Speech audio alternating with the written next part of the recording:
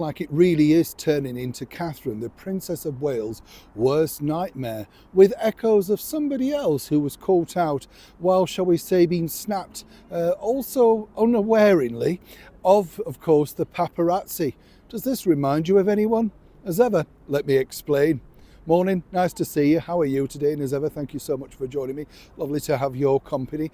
As we know, the Princess of Wales is still recovering, and rightly so, after her recent health setback. And you know, it's strange, isn't it? It's fascinating in some respects, because obviously lots of people feel, and you know, when you watch some of the channels, and particularly the news agencies and stuff, they feel it's their right to know exactly what was wrong, or indeed what was undertaken regarding that surgery. And as I've said to you before, I really find it very strange. I've got friends of mine currently going through certain things health-wise, and they wouldn't dream of sharing it, and I wouldn't dream of asking. It's a personal matter, isn't it? You know that they're going for, you know, doctor's appointments and stuff like that, but it's not your business, you know. If they trust you enough, and if they wish to tell you, or indeed sometimes people feel better not telling you at all, just ploughing on with it. It's the way of their will, isn't it? That's what they should be allowed to do. Things, though, make it very stressful when you are going through problems, as we saw with His Majesty the King, King Charles. I mean, you know, a lot of heartfelt wishes out to him. Difficult time, you know, I feel it's very difficult for him. But you see, over here right now, some might suspect that this reminds you of a little bit of this. That's right. Remember, of course, when Thomas Markle was, shall we say, engaged in paparazzi wars. This was, of course, because he was supposedly coming over to the royal wedding, the spectacle that Meghan and Harry decided to call it in the end. Not a wonderful gesture of great will by the United Kingdom and the rest of the world. And of course, allegedly, he was caught out with the paparazzi agreeing a deal.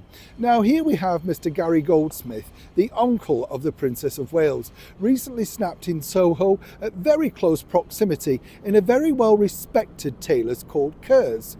Now Kerrs used to be called Mr. Eddie. Mr. Eddie was an exceptional tailor to all the stars, supplying many movie stars with their chiseled look, including 007 himself, Daniel Craig, amongst many more. I went there myself once for an interview with Mr. Eddie. Marvellous character, could never really afford the suits, you get the picture. They start for a basic around about £2,000. So obviously Mr. Goldsmith wants to make sure he makes the right impression. Now, some might suggest, of course, that this could be a wonderful bit of PR. There you have a man who's slightly controversial and popping into a tailor's. And let's, you know, I'm sure maybe there was a bit of discount or something like that. But either way, I've been told that this is really making Catherine and, of course, Carol Middleton's worst fears and nightmares.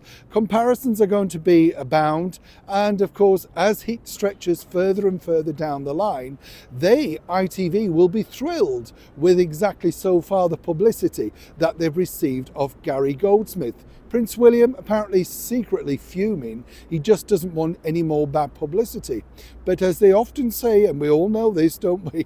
You can't control your family and friends. It doesn't matter who you are. Clearly, Mr. Goldsmith is going down his own path. But when you see pictures like this, literally of him eyeing up the cloth for the material of the suits, one has to say, truly, you were not aware of the cameras being that close to you, or indeed being snapped with your friend as you exited that particular tailor's in the very heart of Soho. Somebody somewhere is making a mint. You get the picture?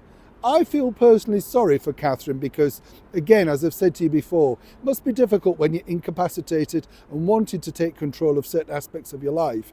But of course, your body's saying right now, you simply need to rest.